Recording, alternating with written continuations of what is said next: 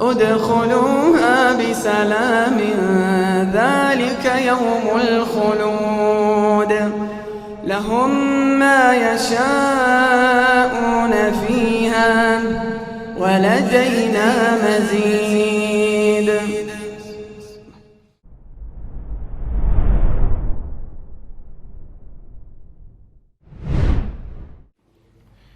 السلام عليكم ورحمة الله وبركاته. إن الحمد لله نحمده ونستعينه ونستغفره ونعوذ بالله من شرور أنفسنا ومن سيئات أعمالنا من يهده الله فلا مضل له ومن يضلل فلا هادي له أشهد أن لا إله إلا الله وحده لا شريك له وأشهد أن محمدا عبده ورسوله لا نبي بعده. اللهم إنا نسألك علما نافعا ورزقا طيبا وعملا متقبلا. اللهم إنا نسألك الهدى والتقى والعفاف والغنى. اللهم إنا نعوذ بك من علم لا ينفع ومن قلب لا يخشع ومن نفس لا تشبع ومن دعاء لا يسمع. ربنا لا تزغ قلوبنا بعد إذ هديتنا وهب لنا من لدنك رحمة innaka antal wahhab. Ikhwas sekalian rahimani wa rahimakumullah.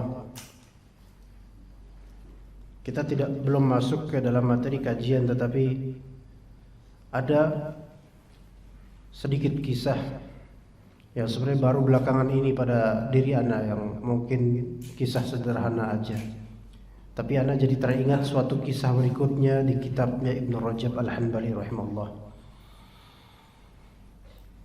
Ya, kisah yang mungkin antum lebih sering mengalaminya ya kawan. Tadi malam ana nganter paket ya, dagangan biasa beberapa. Ini bukan dalam rangka ana promosi, bukan, tetapi kenyataan aja ya. Nah, biasa ditaruh di bagian depan ya motornya. Itu bertumpuk itu paket itu. Ana udah jaga-jaga, insyaallah mudah-mudahan nggak ada yang jatuh. Karena ada berapa paket ini. Bismillah, ada yang jatuh ya. Ya udah jalan menuju ke salah satu ekspedisi. Pas sudah sampai KM sekian gitu kan, KM sekian kayak di tol aja ya. Tiba-tiba ada kok berkurang satu gitu lah. Ya, pasangan itu benar berkurang satu. Berarti satunya udah turun ya. Ya. Belum sampai tujuan udah turun dia. Ya nggak tahu di mana. Anak balik lagi kemudian tadi malam ini. Anak balik lagi, anak teliti itu jalan balik di jalan raya, nggak ketemu. Baik di sisinya atau mungkin ada orang lagi megang paket anak itu, nggak ketemu. Masya Allah. Anak sampai berpikir, siapa gitu orang yang jujur gitu yang mau? Ya ini kan bukan barang anak, udah punya orang, tinggal anak kirimin. Ternyata udah anak sisir, nggak ketemu. Nggak ketemu paketnya, nggak ketemu orang lagi pegang, nggak ketemu seonggoknya di pinggir jalan, nggak ketemu. Ya khalas, anak balik lagi kemudian ke kantor ekspedisi itu, khalas kurang satu. Anak kemudian klarifikasi sama konsumen anak bilang begini, nanti akan anak ganti insyaallah.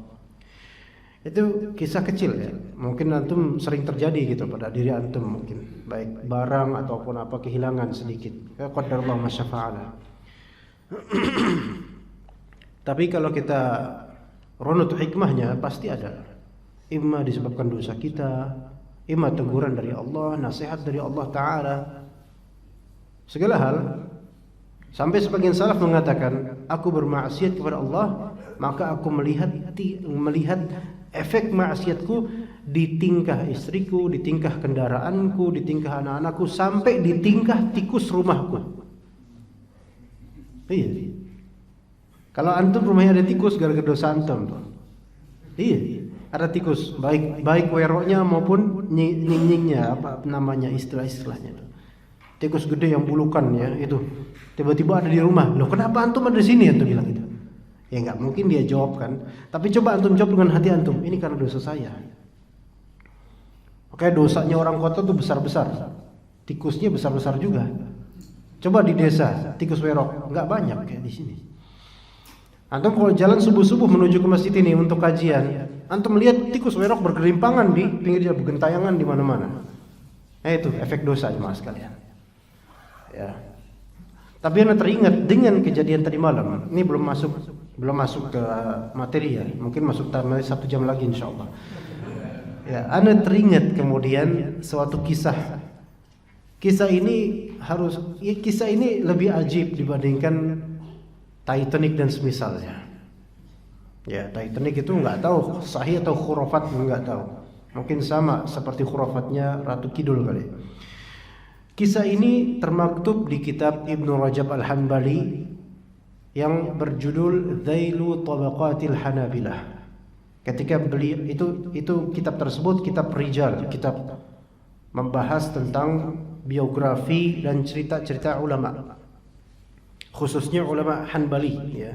Beliau melengkapi kitab Tabaqat Al-Hanabilah, beliau tulis kitabnya Dzail, ekornya Tabaqat Al-Hanabilah, karya Ibnu Rajab rahimahullah. Di salah satu biografi seorang ulama namanya Muhammad bin Abdul Baqi Al-Bazzaz. Ya. Muhammad bin Abdul Baqi Al-Bazzaz. Ini bukan Al-Bazzar, beda. Bukan Al-Bazzar ahli hadis yang dikenal, tapi Muhammad bin Abdul Baqi Al-Bazzaz. Enggak begitu ma'ruf, tapi cerita ini cerita yang Masya Allah. Jadi Muhammad bin Abdul Baqi Al-Bazzaz ketika itu dia seorang alim dan masih belia, masih muda, masih bujang. Ya, maka bergembiralah wahai bujang, karakternya disebut di sini. Nah, di sini beliau rahimahullah masih muda, belia, alim, bujang. Dan ketika itu lagi di Mekah. Ya, Anda belum sempat buka lagi kitabnya, tapi Anda agak hafal ceritanya. Alurnya Masya Allah. Lagi di Mekah, bijiwari Mekah, ya daerah-daerah Ka'bah dan semisalnya lah sekitar itu. Ketika itu beliau lagi di Mekah dan saat itu beliau dalam keadaan yang sangat lapar sekali. Lapar, nggak ada fulus, nggak ada duit, nggak ada apa-apa khalas. Yang ada cuma ilmu dan ketakwaan dia. Kalau orang sekarang kira-kira udah lapar, nggak ada duit, pandemi lagi, ya, susah nggak laku. Nah, gimana tuh? Nyolong, korupsi, nilep dan seterusnya. Bisa kayak gitu kalau orang sekarang mikirnya. Baik. Kemudian lagi jalan di salah satu gang-gang di Mekah itu. Ini sekitar abad ke-4 Hijriah, 5 Hijriah, 6 Hijriah ya. Ibnu Rajab itu abad 8 Hijriah beliau. Berarti ya mungkin 6, 5 atau sekitar itu ya. Udah lama, udah 1000 tahun lalu ya. Maka beliau sedang berjalan, kemudian terlihat ada seonggok kain, kantung terbuat dari kain yang sangat bagus dengan ikatan yang Masya Allah, mewah lah kelihatannya untuk zaman itu. Dan ternyata di dalamnya terdapat dilihat-lihat kalung. Ini apa namanya? Sini ini apa nih? Kalung, benar ya? Ini gelang, cincin, kalung ya saya. Ini kalung terbuat dari emas. Antum lagi lapar, bokeh, pandemi, nggak laris, diomelin bini, dapat kalung kayak gitu. Nikah lagi antum. Ya kan? Baik, kira-kira gimana kondisi antum nih ya? Dia lagi bujang, nggak punya apa-apa, nggak punya uang, nggak punya apa, cuman punya ilmu dan ketakwaan. Kira-kira diambil nggak? Jadi barang lukotoh nggak? Barang temuan dia diambil sama beliau, disimpan di kantongnya, kemudian dibawa ke rumah. Baik, maksudnya kediaman beliau. Anda nggak tahu, nggak disebut di situ dia ngontrak atau punya rumah, nggak tahu. Ala kuliah ditaruh di kediamannya. Lalu ya itu kan beliau diamkan dan beliau tahu ilmunya gitu loh. Barang seperti ini harusnya dita'rifkan, disiarkan setahun. Tapi beliau simpan dulu, bentar cari makan dulu lah gimana caranya. Keluar lagi. Tiba-tiba ada seorang kakek tua, syekh, mbah-mbah tua, itu yunsyid itu insyadud dhal, yaitu mengumandangkan atau mengumumkan barang hilang. Siapa yang menemukan kalung emas, aku kehilangan kalung emas. Siapa yang menemukannya maka aku akan berikan uang sekian ribu dinar atau dirham gitu. Anda lupa ya. Anda belum buka kitabnya lagi. Siapa yang menemukan itu akan saya berikan ganjaran sekian. Ya kalau dihitung untuk sekarang mungkin bisa ratusan juta ya kawan. Ya, ganjarannya. Dan sepertinya itu sangat berharga, bukan dari nominal harganya, tetapi ada harga maknawi di balik kalung tersebut, sepertinya begitu ya dari syekh ini. Maka kemudian ini kayaknya seperti yang tadi saya temukan gitu. Wahai syekh, coba deh ke rumah saya. Diajak kemudian. Diajaklah Syekh itu ke rumah Syekh si Al-Bazzaz ini, alim ini, pemuda alim ini. Dibawa ke rumah, coba sebutkan wasafnya, karakter kantongnya gimana. Disebutkan dengan lengkap oleh Syekh tersebut, oleh orang tua tersebut. Begini, persis. Ya. Maka kemudian seperti ini bukan Syekh. Oh iya itu dia itu, punya saya itu. Dikasihlah kemudian oleh Al-Bazzaz ke orang tua tersebut. Ini fadhal. Tuh ambil. Maka kan sesuai janjinya yang menemukan itu, maka akan mendapatkan sekian ribu dinar gitu. Maka diberilah. Ini fadhal buat kamu anak muda. Enggak. Khalas, ini hak antum hai Syekh. Anda enggak perlu ganjaran, biar dari Allah saja. Gimana? Ajib enggak ceritanya? Antum kalau kayak gini mungkin enggak gercep. Ya gercep, gerak cepat langsung. Dari dulu kayak gini gitu kan. Ya kan? Ya kalau beliau enggak, khalas. Ana enggak menerima ganjaran dari hal seperti ini, khalas. Padahal kondisinya lagi lapar dan tidak punya uang. Masya Allah, bisa tahan gitu loh, Masya Allah. Taib, dipaksa-paksa kemudian sama Syekhnya, ini ambil aja, ini hak kamu, khalas dari saya. Enggak apa-apa, saya ikhlas benar buat kamu. Lah, khalas. Enggak usah Syekh, fadhal, enggak usah. Akhirnya Syekh tersebut, orang tua tersebut pergi. Dan dia tetap dalam kelaparannya. Tapi ya tetap Allah rezekikan setelah itu. Baik. Kira-kira antum mau selesai cerita ini atau enggak? Kayaknya ada yang gitu, ganjel gitu. Ya, terusin lah kita. Ya, kita terusin. Suatu ketika kemudian dia masih hidup, beliau rahimahullah. Kemudian maksudnya masih hidup ketika itu, terus jalani hidup, Allah berikan rezeki gitu kan. Beliau kemudian safar dengan kapal laut. Ya dulu udah ada kapal laut. Di zaman Nabi aja udah ada kok. Dengan kapal, tapi kapal laut zaman itu ya nggak seperti sekarang pastinya. Ya naik kapal laut. Ya jadi kapal laut itu udah ada sejak zaman Nabi Nuh alaihissalam. Ya gitu. Ya, mungkin beliau pertama kali itu yang bikin itu. Dan juga di zaman Nabi Yunus alaihissalam. Ya, lihat di beberapa ayat Al-Qur'an ya, beliau numpang kapal laut, kemudian kan keberatan kapalnya, muatannya banyak, muatan yang dibuang tetap banyak, tetap keberatan. Akhirnya diundi, Nabi Yunus dicemplungin akhirnya, itu sejarahnya. Taib, di sini Al-Bazzaz naik kapal laut, numpang kapal laut. Ya, safar, dan qadarullah terjadi badai. Mauj itu artinya gelombang, apa namanya? Iya, gelombang laut ya. Ombak, ya ombaknya itu Masya Allah. Akhirnya ombaknya melahap kapal tersebut sampai porak-poranda, segala barang, benda dan kayu-kayu kapal hancur semua, termasuk orang-orangnya tenggelam semua. Tinggal Al-Bazzaz seorang, dia megang kayu yang mengapung, mungkin kayu besar ya, mengapung. Ya, kayak di film apa coba? Mengapung gitu. Jadi seorang alim bertakwa pada Allah ini, Masya Allah, di tengah laut ikhwan, sendirian, selesai dari badai itu berlalu. Ya, mengapung sendirian, semua orang khalas, semua udah tenggelam di dalam laut, udah nggak ada apa-apa, khalas, sudah hancur semuanya. Beliau sendirian, rahimahullah. Maka ya bertawakal kepada Allah. Sekarang bayangkan antum, nasibnya beliau ini gitu banget ya, gitu ya. Udah waktu itu lapar, nggak punya uang dan bersabar. Kemudian sekarang diuji dengan seperti ini. Kalau antum kira-kira gimana? Ya Allah kok nanggung banget. Ya udah saya mati aja lah, mati kemudian. Enggak, dia tetap bismillah. Pakai terus saja. Sampai kemudian Allah damparkan beliau rahimahullah ke suatu pulau. Ya, orang kalau misalnya ngelihat ya antum misalnya di tengah perjalanan aus, lapar, naik mobil, bareng-bareng keluarga, capek, ngeliat Indomaret aja itu udah ngeliat pulau di lautan. Alhamdulillah ketemu Indomaret. Iya. Nah, ngeliat pulau gimana coba? Seneng banget, terdamparlah di pulau tersebut. Kemudian beliau masuk ke dalam area pulau dan ternyata di situ ada perkampungan. Ya. Ini beneran nih ini enggak, wah Ustaz ini kayak ceritanya surprising banget, kayak enggak ada nih ceritanya. Enggak, ini di kitab loh, ulama loh yang ceritain. Ya, ana sih tinggal kopas aja. Maka kemudian maju Pak. Antum majuan sini. Tapi kayaknya di luar juga nggak mau masuk kayaknya. Ya. Sampai mana tadi? Indomaret. Ada kampung di laut, ada kampung di pulau tersebut.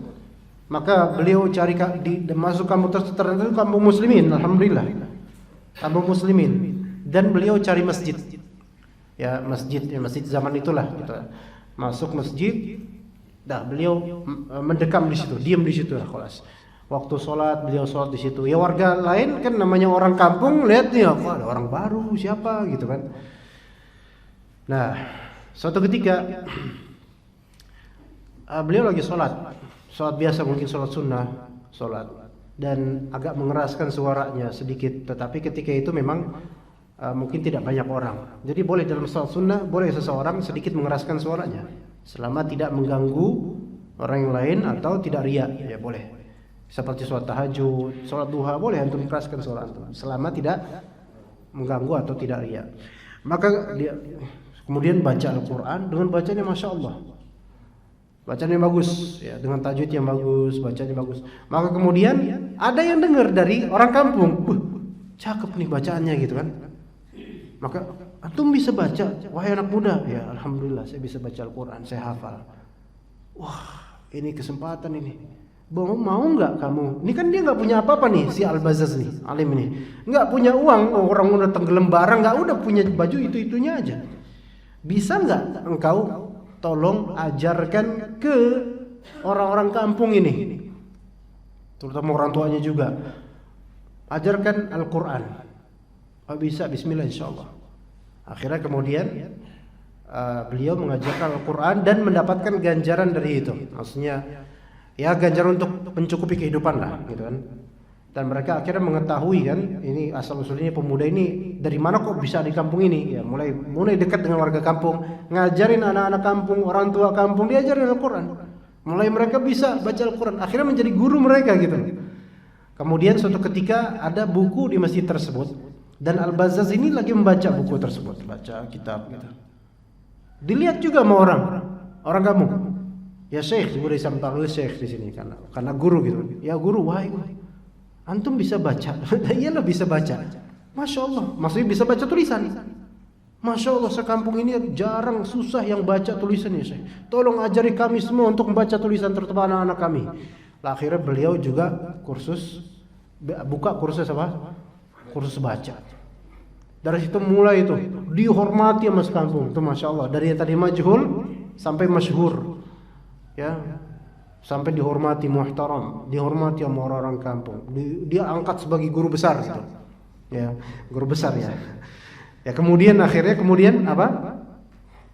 Ini syekh kita ini kok udah dimuliakan umat, ya, ngajar kita semua. Ada satu yang kurang. Apa? Bujang. Makanya orang yang bujang itu kurang terus gitu. Ya gitu. Ini antum tadi udah bahagia, bujang disebut, sekarang mulai dijatuhkan ini.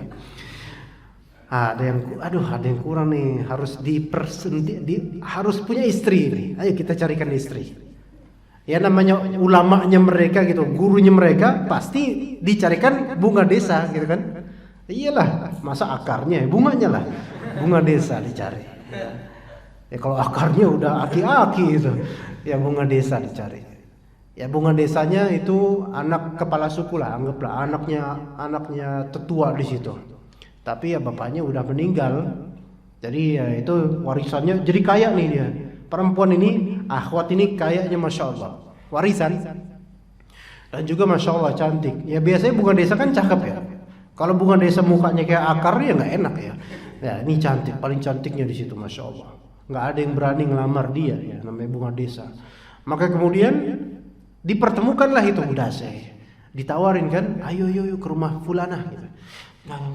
Ya ini zuhudnya Masya Allah, dikasih duit nggak mau waktu di Mekah, sekarang dikasih perempuan nggak mau, Masya Allah, nggak mau beneran atau malu-malu gitu. Akhirnya lama-lama terdobrak juga, ayolah sip ayo ke sana. Akhirnya ke rumahnya.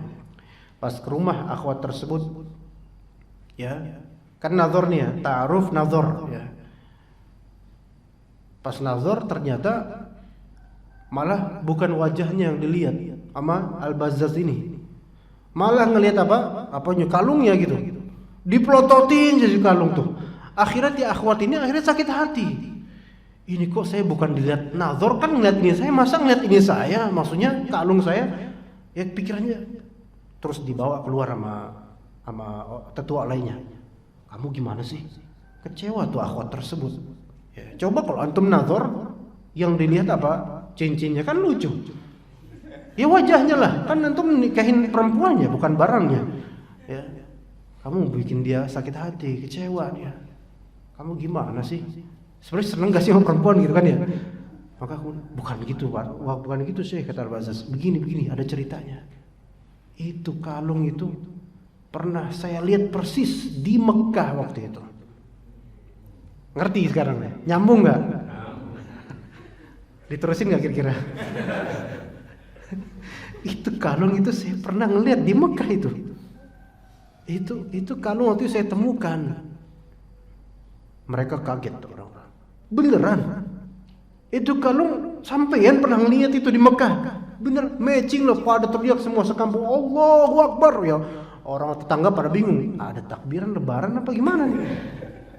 Takbir Allahu Akbar, akhirnya langsung tersebar tuh cerita. Ternyata ini dia pemudanya. Ya ada apa coba? Ini dia pemudanya ternyata. Sekampung langsung pada ngumpul ya. Ada apa? Jadi ternyata waktu dulu kakek-kakek tersebut tuh yang ditemukan oleh yang diberikan kepadanya kembali apa kalung tersebut, kakek tersebut itu ya maksudnya mbah-mbah tersebut, orang tuanya akhwat ini setelah di Mekah itu menemukan kembali kalung yang ternyata dia beli mahal-mahal untuk putrinya. Pulang dari Mekah mungkin habis umrah atau haji, pulang dari Mekah ke kampung tersebut, ke desa tersebut, kemudian menceritakan ke seluruh warga kampung dan mensiarkan ceritanya. Saya belum pernah ketemu pemuda yang paling bertakwa dan sejujur orang tersebut di Mekah orangnya. Dia menemukan kalung ini dan dia nggak mau menerima pemberian sepeser pun dari saya. Jujurnya Masya Allah, saya minta kepada Allah semoga suatu saat orang seperti ini dia akan menikah dengan putri saya. Masya Allah, gitu dulu. Dan ternyata bapak itu, mbah-mbah itu sudah mati ketika Al-Bazzaz ke kampung itu. Bapak itu sudah wafat bapaknya. Kira-kira kalau udah kayak gini, kira-kira nikah nggak? Ya lucu kalau nggak jadi nikah. Udah jadi nikah, udah kelas nikah akhirnya. Nggak tahu walinya KUA mungkin, nggak tahu. Nah nikah, beranak 2. Masya Allah, beranak 2. Qadarullah, kemudian pada waktunya qadarullah istrinya wafat. Ya, istrinya rahimahullah wafat. Akhirnya jadi warisan, kan porsi anak-anak 2 itu lebih besar daripada bapaknya. Bapaknya 1/4 dan seterusnya. Kan hartanya banyak lah. Di antaranya kalung tersebut dimiliki oleh anak-anaknya, warisan. Qadarullah, kemudian kedua anaknya suatu saat wafat juga. Akhirnya kalung tersebut jadi warisan buat bapaknya. Akhirnya kalung itu milik siapa? Bapaknya.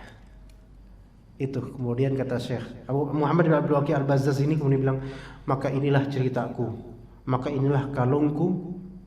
Sebab cerita kalungku ini, sejarah kalungku ini, seperti itulah sejarahnya. Masya Allah. Banyak kira-kira hikmah dari situ ikhwan. Antum pengen gak punya peristiwa kayak gini? Janganlah, karena nanti di laut mati duluan antum. Ya kan? Jangan. Tapi ini ada hal yang terjadi ikhwan. Ada kali seseorang berdoa, doanya tersebut baru terkabul, terwujud setelah wafatnya dia. Begitu, mungkin gak? Mungkin. Seperti itu. Ini belum masuk dalam materi. Ya kita tutup aja lah, udah cukup sampai sini kayaknya. Baik, kita masuk ke materi ikhwan. Jadi itu korelasinya apa tadi? Korelasinya adalah coba kalau misalnya Anda menemukan Al-Bazzaz kedua ketika paket Anda hilang itu, dikembalikan ke rumah Anda, ini Ustaz punya antum ini, ya gitu kan. Masya Allah, mudah-mudahan kalau Anda udah punya putri nanti Anda nikahin sama orang ini. Tapi Anda lihat-lihat juga orangnya, ya. Baik, ikhwan sekalian, masuk materi sekarang nih. Kita fokus ya. Tidak ada sesuatu yang lebih lezat di dunia ini setelah iman dan konsekuensi iman melebihi kelezatan, yaitu melihat wajah orang yang kita bantu, berbuat ihsan kepada orang yang sedang membutuhkan, memberi minum pada orang yang kehausan, memberi makan pada orang yang kelaparan. Ketika antum menatap wajah mereka yang sumringah dan surprise saat menerima bantuan tersebut, itu pemandangan yang terindah, ikhwah sekalian. Pemandangan yang masuk ke hati. Bahkan kendati pun antum ahli maksiyah. Sampai ada meme kemudian, poster, ya. Kalau kita ngebantu orang pemotor yang stangnya masih nganga, kita bantu, bang, stangnya bang. Stangnya, kok stang sih, kok stang. Bang, standarnya bang, stangnya nganga terus stangnya. Bang, standarnya. Itu rasanya kita senang banget, seolah-olah kita itu pahlawan terhadap kehidupannya. Artinya apa? Berbuat ihsan dan kebaikan yang sifatnya muta'addi atau transitif atau membutuhkan objek, itu kalau kita lihat kebaikan tersebut pada diri kita, itu rasanya masuk ke hati dan enak, tenang. Seolah-olah kita udah berbuat baik yang sangat banyak. Nah, tema kita kali ini adalah menolak bala dan menghapus atau menggugurkan dosa. Maka secara singkat langsung kita sebutkan, sedekah atau sedekah itu menolak bala dan menggugurkan dosa. Kebahagiaan yang kita dapatkan dan terbit di kalbu kita setelah menolong orang dengan sedekah, itu adalah kebahagiaan yang common. Common itu berarti rata untuk seluruh manusia. Setiap manusia merasakannya. Kalau manusia ini mukmin, beriman, maka kebahagiaan hati tersebut adalah ajar duniawi yang Allah dahulukan. Dan masih ada ajar ukhrawi, ganjaran ukhrawi di akhirat sana yang Allah sediakan untuk Anda wahai muslim, mukmin. Tapi kalau manusia ini kafir, betapa banyaknya orang kafir yang sedekah dan senang bahagia dengan sedekah tersebut, iya. Tapi kita ulah kebahagiaan orang kafir tersebut dengan sedekah tersebut adalah kebahagiaan berupa kebaikan duniawi yang memang Allah ingin tuntaskan kebahagiaan duniawinya itu di dunia. Di akhirat tidak ada apa-apa.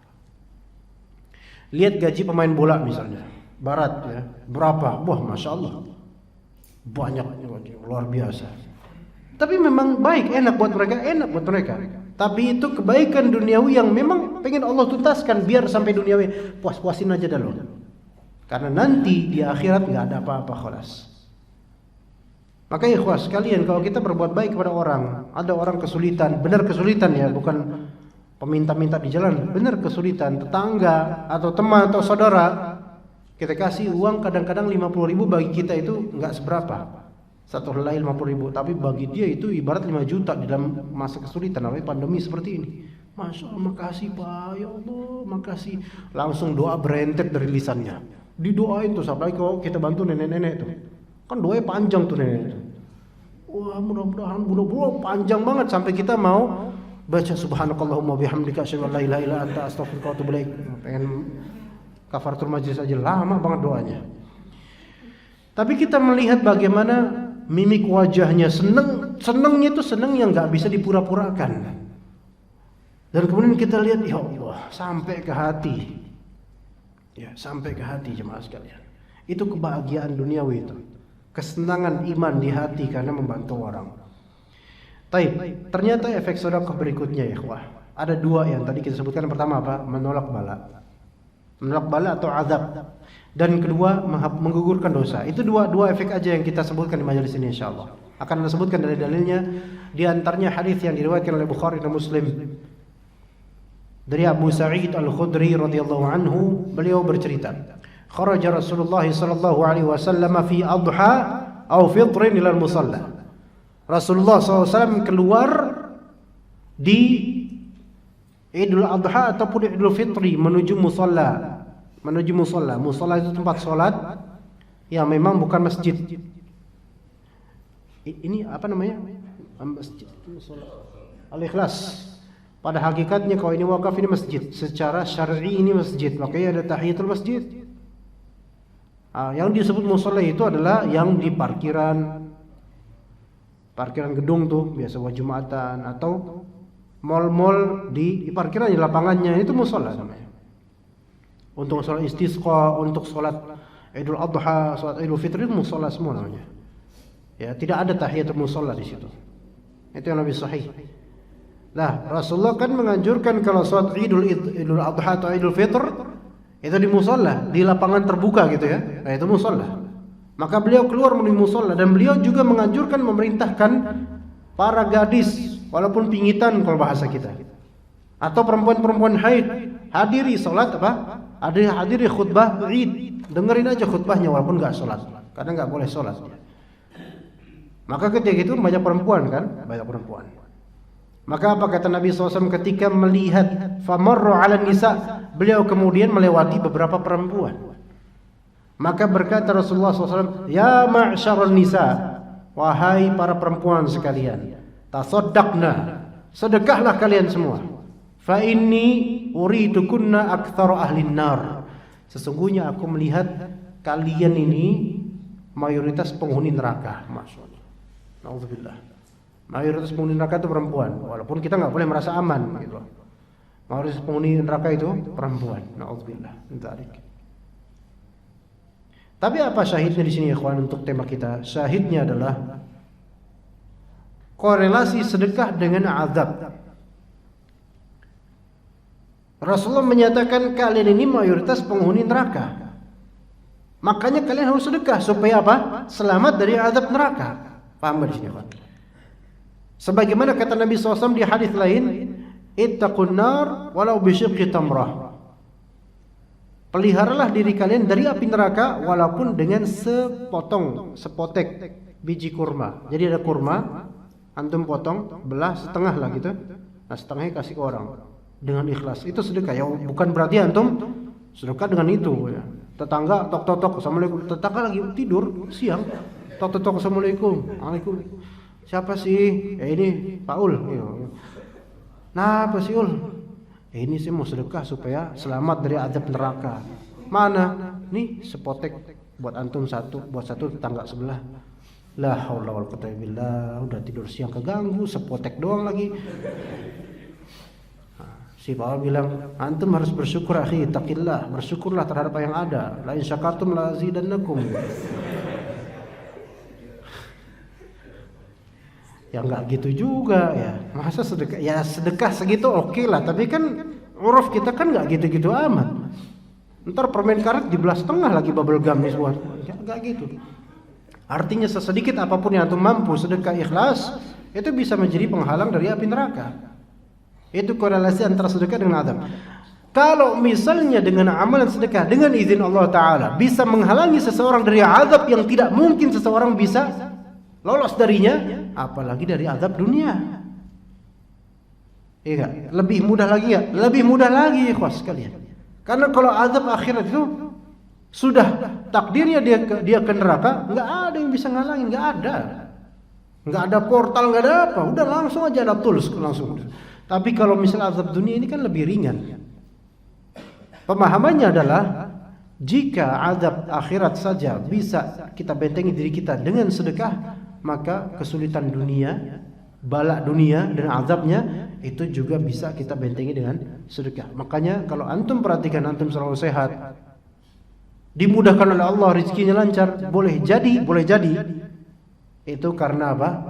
Karena sedekah antum selama ini dan nafkah antum terhadap keluarga. Bisa jadi. Ya bisa jadi. Tapi kalau ternyata sedekah enggak pernah, nafkah juga enggak benar.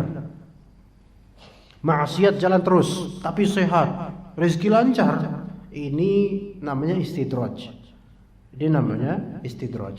Istidraj itu adalah lempengnya maksiat, ngalirnya rezeki, itu istidraj. Ya. Bahasa enaknya kita gitulah. Ya, maksiat jalan terus, rezeki ngalir terus, itu istidraj namanya. Ya. Maka coba kita kira-kira gimana nih? Sedekah jarang, maksiat lancar, tapi rezeki ngalir. Hati-hati itu. Hati-hati, jangan nunggu tegurannya adalah kematian, jangan nunggu itu. Ya, begitu. Tapi kalau alhamdulillah Allah berikan antum kemudahan untuk bersedekah, kemudian Allah mudahkan rezeki antum, Allah sejahterakan hidup antum, alhamdulillah, itulah antum, alhamdulillah. Ya, begitu. Itu korelasi antara sedekah dengan azab. Ibnu Hajar rahimahullah ketika menjelaskan hadis yang tadi kita sebutkan tentang perempuan dan juga penjagaan dari api neraka. Wa fi hadzal hadits min fawaid. Di hadis tadi ini ada beberapa faedah.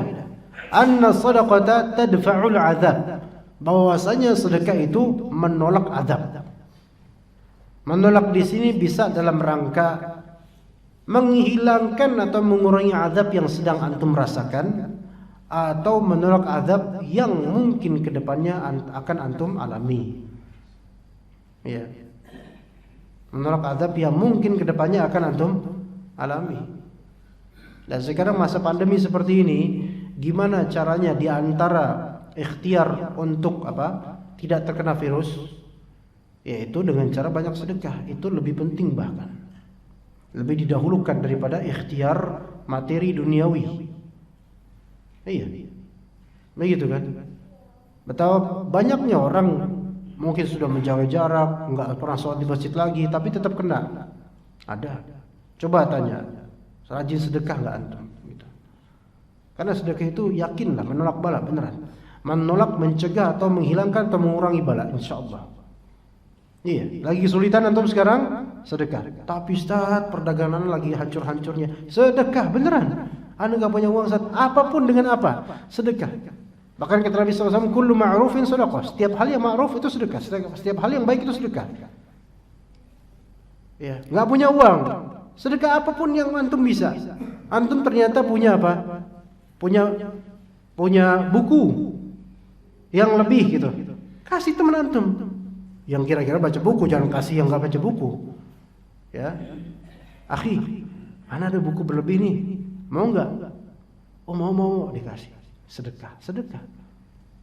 Iya. Ada minyak wangi misalnya, antum punya minyak wangi. Nih, anda mau sedekah minyak wangi. Mana tangan antum? Tafadhol, tangan antum. Jangan kayak gini, namanya nggak minta semuanya. Misalnya sedekah minyak wangi. Nah, orang Indonesia kayak gitu ya. Minyak wangi kayak gini mainnya. Iya, mentalnya beda. Biasanya orang Arab di sini dia. Fadhol. Nah ini baru nih, semi Arab Depok. Nah. Ini sedekah nggak termasuk? Sedekah termasuk, iya. Taruhnya di tangan, jangan di mulut. Nah sedekah ini. Iya, nggak mesti makanan kan? Nggak mesti makan. Apa yang antum punya, dan yang bisa disedekahkan. Iya. Nah itu termasuk sedekah. Pagi-pagi lagi, gitu kan? Bisa seperti itu. Ya. Pas mau sholat, temennya samping sholat, khiyar minyak wangi nih. Ya. Biar jangan nolak. Walaupun temannya itu udah punya minyak wangi lebih mahal lagi. Afwan bro, punya lebih mahal, nggak gitu juga. Nggak apa-apa, jangan ditolak, nggak boleh nolak minyak wangi, gitu kan. Nah, itu termasuk sedekah, ikhwan. Iya, walaupun hal kayak gitu. Tadi aja kurma spotek aja yang orang juga bakal, kayaknya orang nolak dari kasih kurma spotek. Apalagi potekannya pakai gigi lagi ya. Oke, nolak. Itu aja bisa melihara dari api neraka. Apalagi hal yang menyenangkan dia. Wah, enak nih. Tapi jangan maksud promo, jangan maksud itu. Maksud sedekah murni. Itu insya Allah faedahnya apa? Menolak azab, gitu. Walaupun kecil dinilai sedekah, kecil dinilai nominalnya, tapi besar di ikhlasnya, gitu. Kata Nabi SAW, wadawu mardakum bisadaqah. Sembuhilah orang-orang sakit di antara kalian dengan sedekah. Sembuhilah orang-orang sakit di antara kalian dengan sedekah. Hadis hasan li ghairihi, dikeluarkan oleh Abu Daud dalam kitab Marasil beliau. Ada seorang pria datang ke Abdullah bin Al-Mubarak. Antum sering dengar nama ini ya, Abdullah bin Mubarak. Pria tersebut mengeluhkan tentang kurhah, yaitu suatu luka yang ada di lututnya. Dan luka di lututnya tersebut berjalan selama 7 tahun. Masya Allah. Ya, para dokter itu sudah berusaha semaksimal mereka, nggak ada yang bisa memberikan obat yang menyembuhkan. Ya, penyembuh itu Allah Subhanahu Wa Taala. Maka apa kata Abdullah bin Mubarak? Lihat, beliau ini memang bukan dokter fisik gitu ya, tetapi beliau memberikan nasihat. Memerintahkan untuk menggali suatu sumur di tempat yang dibutuhkan oleh orang-orang supaya airnya ngalir. Kalau pakai logika duniawi semata, nggak ada nyambungnya antara sumur sama luka koreng di kaki. Apa coba? Tapi enggak, kita ngelihatnya dari segi apa? Dari segi tazkiyatun nufus dan tauhid. Kata Abdullah bin Al-Mubarak, arju an yanba'a fihi 'ainun fayumsikat damma 'anka. Saya berharap dengan sumur yang tergali tersebut akan muncrat air dari mata air yang bisa menutupi luka atau darah di lututmu itu. Artinya apa? Ketika itu orang-orang pada menikmati itu, antum memudahkan orang, maka Allah akan memudahkan antum dengan menghilangkan luka ini. Itu disebutkan dalam kitab Az-Zawajir an Iqtirafil Kabair karya Ibnu Hajar Al-Haytami rahimahullah. Kemudian antum tahu Al-Baihaqi. Al-Baihaqi ini nama ulama hadis. Guru beliau adalah Abu Abdullah Al-Hakim. Al-Hakim pemilik kitab Al-Mustadrak. Sering kita dengar namanya. Al-Hakim, gurunya Al-Baihaqi. Pernah Al-Hakim ini rahimahullah, seorang alim ahli hadis besar. Hampir setahun itu wajahnya itu ada banyak koreng. Hampir setahun. Kan terganggu banget ya, apalagi seorang ulama. Ya, banyak luka di sini koreng, kan gak enak dilihatnya. Ya. Maka kemudian Al-Hakim ini sering berkunjung ke ahlul khair, ke ulama lain, ke orang-orang yang baik untuk memohon didoakan kepada Allah Ta'ala. Maka orang-orang pun mendoakan dia. Orang-orang yang ashabul fadl ini, orang-orang baik ini pun mendoakan Al-Hakim supaya cepat sembuh. Maka Al-Hakim sebagai ulama, beliau berinisiatif untuk sedekah dan mewakafkan apa? Mewakafkan siqayah. Siqayah itu kalau sekarang ibaratnya ya, ibaratnya dispenser. Dispenser air tuh sama galonnya tuh, siqayah ya gitu kan. Diwakafkan itu di depan rumahnya. Sok silakan yang mau minum, yang mau ngambil air, sok silakan ambil aja. Ya dulu nggak ada dispenser ya, Pon. Apa ya? Anda nggak ngeliat juga, nggak ada videonya soalnya. Ya ini udah tahun 450 Hijriah lama. Nah pokoknya mewakafkan itu. Maka kemudian banyak orang-orang minum dari wakafan tersebut.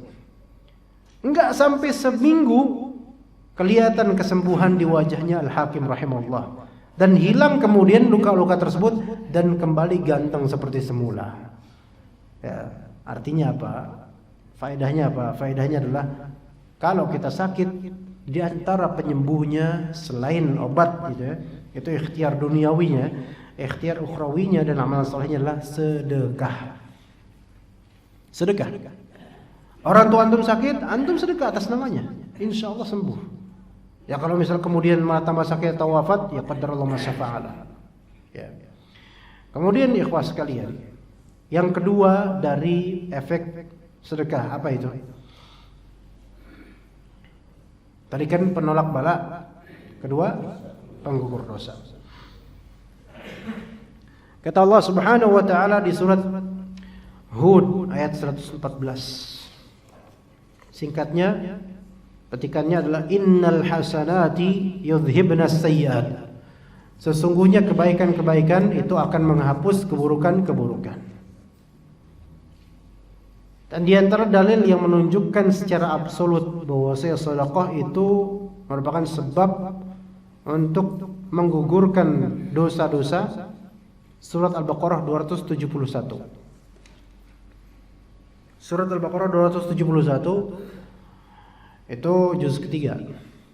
In tubdu shadaqati fa ni'mahi wa in tukhfuha wa tu'tuha al-fuqara'a fa huwa khairul lakum wa yukaffiru 'ankum min sayyi'atikum.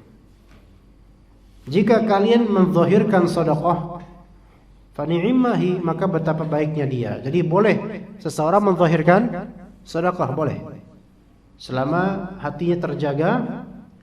Dan lebih-lebih kalau ternyata itu memang bisa memberi contoh pada orang.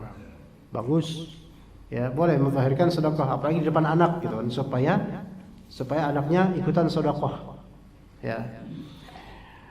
Wa in tukhfuha, kalau ternyata kalian menyembunyikan sedekah tersebut, sampai dalam hadis lain sampai tangan kiri enggak tahu gitu. Wa tu'tuhal fuqara, dan kalian memberikan sedekah tersebut kepada orang-orang fakir. Ini menunjukkan memberikan sedekah kepada orang yang butuh itu lebih utama daripada orang yang tidak butuh. Ngasih baju ke orang yang compang-camping bajunya itu lebih afdol dibandingkan antum ngasih baju bahkan ke ustadz. Ustadz bisa saja punya baju lebih banyak daripada antum, nggak usah dikasih lagi. Iya, gitu. Ngasih calon bini kepada yang masih bujang lebih afdol dibandingkan ke yang sudah menikah. Betul nggak? Betul. Kasihan, slotnya masih 4, masih banyak. Iya. Iya. Jadi kepada orang-orang yang membutuhkan itu lebih afdol.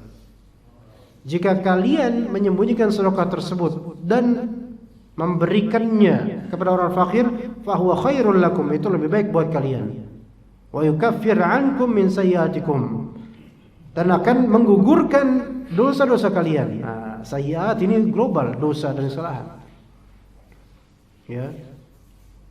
Dan juga kata Nabi SAW dalam hadis yang diriwayatkan oleh Imam Ahmad dan Tirmidzi, hadis yang sangat masyhur, ittaqillaha haitsuma kunta, bertakwalah kamu kepada Allah dimanapun kamu berada. Wa atbi'is sayyi'atal hasanata tamhuha, dan turutkanlah setelah keburukan, turutkan dengan kebaikan, maka akan menghapus keburukan tersebut. Gitu. Ya. Juga kata Nabi SAW dalam hadis riwayat Tirmidzi, was-sadaqatu tutfi'ul khati'ata kama yutfi'ul ma'u an-nara. Sedekah itu bisa menggugurkan bisa memadamkan kesalahan atau dosa, sebagaimana air bisa memadamkan api. Makanya kata Asy-Syirbini, seorang faqih Syafi'i, Asy-Syirbini rahimahullah dalam kitab Mughniyul Muhtaj fi Syarhil Minhaj, wa yusannu at-tasadduqu 'aqiba kulli ma'siyah, dan dianjurkan sedekah setelah setiap maksiat. Dianjurkan sedekah setelah setiap maksiat. Nah, itu ada tuh. Ayo antum contohin Pak. Contohin sampai semuanya sedekah. Ntar kita bagi 2. Enggak, bercanda. Dianjurkan, nah ini perhatikan, ini ada masalah. Dianjurkan sedekah setiap selesai maksiat. Ya bukan berarti maksiat ntar bisa sedekah. Enggak gitu juga. Antum ya habis maksiat, misalnya melakukan suatu hal buruk lah gitulah, sedekah. Kecuali kalau keburukan itu adalah keburukan yang sifatnya menzalimi dan mengurangi hak orang lain, enggak cukup dengan sedekah. Iya, misalnya pajak tanah digeser. Maksudnya digeser supaya tanah antum lebih besar. Bukan digeser supaya tanah orang lebih besar, supaya tanah antum lebih kecil. Ini sedekah namanya nih. Ya. Digeser. Oh, ini Pak, bahaya, ini dosa besar sekali ini. Bisa 7 lapis bumi menjadi kalung untuk dirinya di hari akhir. Alhamdulillah. Ya. Itu enggak cukup. Geser Berapa gesernya? 0,5 meter. Lumayan itu. Depok lagi. Daerah dekat Margonda lagi. Ya, lumayan itu. Ya. Wah, parahnya orang. Ya 0,5 meter kan di sini 0,5 meter. Lebarnya berapa meter? Ya kan ya? Banyak itu. Nah, 0,5 meter. Udahlah. Kan innal hasanat yudhibna sayyi'at, ya kan? Kebaikan-kebaikan akan menggugurkan keburukan-keburukan. Habis ini sedekah. Sedekah udah sedekahnya 10.000 doang lagi. Alhamdulillah, sedekah udah gugur dosa saya, minggirin macok tanah. Ini akal-akalan ini. Nggak bisa seperti itu ya, ikhwan. Harus dikembalikan hak orang. Harus dikembalikan. Bahkan kalaupun orang itu udah nggak ada, antum pernah ngambil duitnya 10.000 sekalipun, atau antum telah beli gorengan bakwan 10 bayar 3, ini juga nggak bisa. Harus apa? Harus dikembalikan. Kalau udah nggak mungkin lagi dikembalikan, orang yang nggak tahu kemana, mungkin udah mati orangnya, antum sedekah atas niatan untuk beliau, gitu. Iya, sedekahnya atas niatan untuk beliau, bukan untuk antum. Seharga dengan nominal yang dulu antum korupsiin itu, begitu. Ya. Jadi setelah maksiat dianjurkan apa? Sedekah. Semoga itu bisa menggugurkan dosa maksiat tersebut. Nah, masalah terakhir ya, Pak. Ini masalah yang sangat penting. Dan Anda minta izin sedikit, ada lagi masalah yang sangat penting untuk Anda dan juga antum. Masalah menafkahi pasangan, istri. Ya, menafkahi istri. Yang mana ada beberapa kaidah yang sangat mungkin banyak dari kita melanggarnya karena kurangnya ilmu tentang itu. Kaidah pertama, ikhwan. Kaidah pertama, bahwasanya suami wajib menafkahi istrinya secara mutlak. Itu kaidah pertama. Harus ditanamkan. Suami wajib minimal wajib berusaha menafkahi istrinya secara mutlak. Apa maksud secara mutlak? Tidak ada pengecualian. Tidak ada pengecualian. Maksudnya apa lagi? Contoh, kalau antum miskin, istri antum dan keluarganya itu kaya sekali, pertanyaannya, apakah tetap wajib antum menafkahi istri? Wajib. Tanamkan itu. Boleh jadi loh ada beberapa dari kita belum tahu. Mungkin yang masih bujang belum tahu. Antum, wahai yang masih bujang, mungkin gak punya uang. Istri antum, calon antum itu, Masya Allah, kaya. Kartu ATM-nya itu lebih banyak lebih besar daripada dompetnya. Kaya. Akunnya, rekeningnya, saldonya itu bikin antum kejang-kejang. Ya.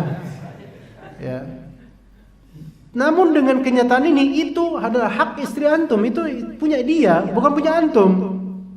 Jangan mentang-mentang istri gua kaya nih, asik nih nanti. Apalagi bapaknya bentar lagi kayaknya wafat nih lagi. Kurang ajar nih punya mantu kayak gini nih kan. Warisannya banyak nih. Antum gak dapat warisan, gak dapat. Yang dapat istri, karena anaknya. Ini punya mantu kayak gini nih, runyam, naudzubillah ya. Nah, kemudian dia sebegitu kayanya, Masya Allah. Baik dia itu janda maupun perawan, ya. Maka wajib antum nafkahi. Tapi Ustaz, saya itu penghasilannya itu di bawah UMR, Ustaz. Sementara dia bisa nge-UMR-in saya bahkan. Walaupun begitu, perempuan itu dia nggak diwajibkan untuk membiayai antum. Antum yang wajib bekerja. Masih ada tapi-tapian. Ini malas, bukan tapi-tapian, malas antum berarti. Wajib kerja. Tapi Ustaz, saya ini Ustaz. Nah, gitu kan. Dan pandemi ini udah nggak ada panggilan lagi, Ustaz. Itu salah antum. Kenapa ngandelin uang dari dakwah? Kerja di pesantren hatta walaupun Ustaz dai, bawa kayu bakar, jual daun pisang, itu lebih mulia buat antum. Tapi Ustaz, udah pergi aja lah, tapi mulu tadi. Gak ada tapi-tapian dalam urusan kayak gini, ikhwan.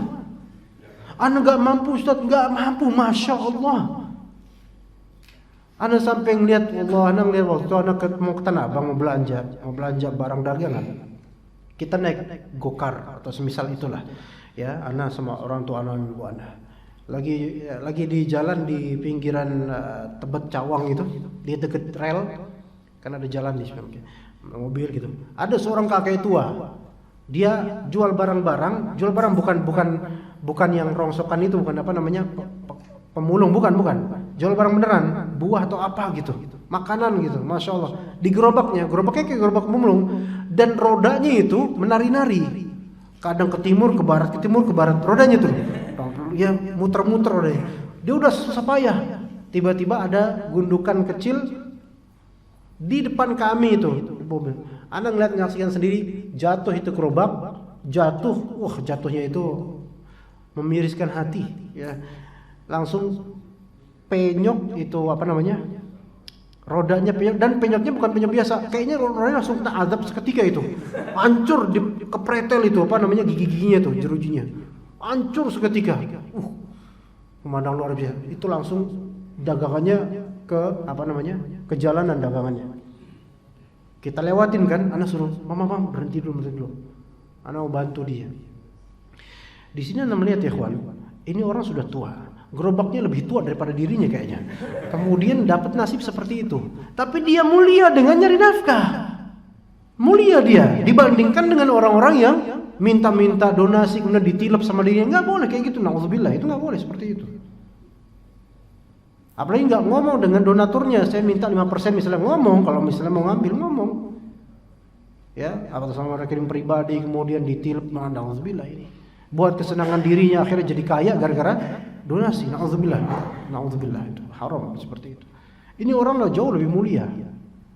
Makanya mulianya antum itu di mencari nafkahnya antum di mata istri antum. Gak apa-apa hatta walaupun antum lebih hitam daripada sebelumnya. Malah bagus itu. Malah istri antum makin senang sama antum karena nggak ada yang mau sama antum lagi. Kan gitu. Iya. Anak ngomong sama istri anak, kok tambah hitam belang-belang gitu kan. Kalau naik motor kan anak kadang nggak malas pakai ini. Wajah walaupun pakai helm atau full face tetap aja makin ireng. Ceker apa lagi? Aduh, jangan ditanya. Nah, bilang ke istri anak, aduh makin hitam nih, nggak apa-apa. Itu malah makin disayang gitu. Kenapa? Karena kelihatan di situ nafkahnya. Ya nggak harus hitam, antum kayak gini harus hitam. Kerja di kantor, menjadi pegawai dan seterusnya karyawan, cari nafkah, ikhwan. Jangan duduk diem di sini. Mas, udahlah mas kerja mas. Bismillah, tawakal sama Allah. Tawakal sama Allah di rumah. Lebih tawakal lagi keluar 40 hari dakwah. Iya, istri tinggal. Tuh banyak yang sengsara itu.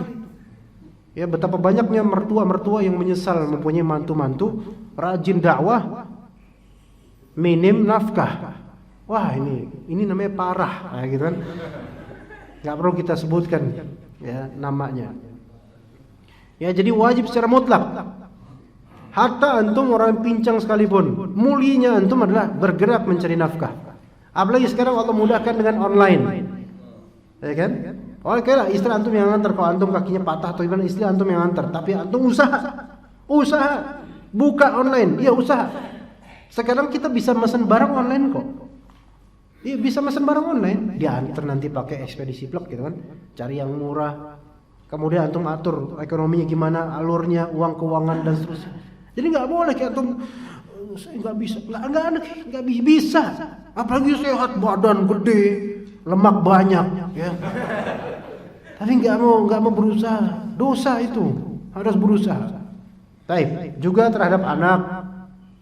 Nah sekarang ada berikutnya, ada istri, ya kan kita laki-laki nih, kita nahnu rijal, kita laki-laki cari nafkah. Ada istri punya anak, masih ada orang tua. Nah ini yang kadang-kadang dilematis ya kawan. Kadang-kadang nggak semuanya. Ada istri tetap kita tahu wajib nafkahi. Ada anak wajib nafkahi, SPP-nya, kebutuhan primernya dan seterusnya. Ada orang tua kita. Nah, wajib atau enggak kita nafkahi orang tua? Sebentar. Wajib atau tidaknya sebentar.